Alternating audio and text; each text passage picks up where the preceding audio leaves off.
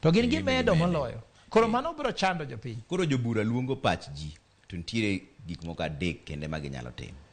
Ginyalo yie gi finance bill ni mondo dhi kaka en no. Ginyalo kelo lokruok kuonde moko achiel ariyo adek kata ginyalo tamore. Mane mineno kaber. Ana kwani gino owite awita kabisa. Kaka en no gitamre go. Nikech mok ni giloka achiel ariyo. En rach moloyo ber. Ing'en tie ing'iyo weighing scale.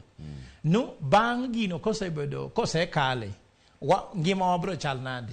Ngima bro bedo matek. To kose ng'en en richo moloyo bero. To wito duok ne jatend piny mondo rit basi ng'e gima timore. Ng'eny gik mantie kanigi ok en the first time.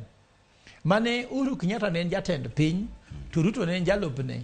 Gigi ni temo ga sweyo mondo kel to Uhuru ne otamre.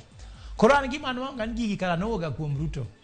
Koro immediately mokawo jatend piny. Koro kelo gi akela e wang'e. Kaka ma 16% ma fuel ne 8 nobedo proposed.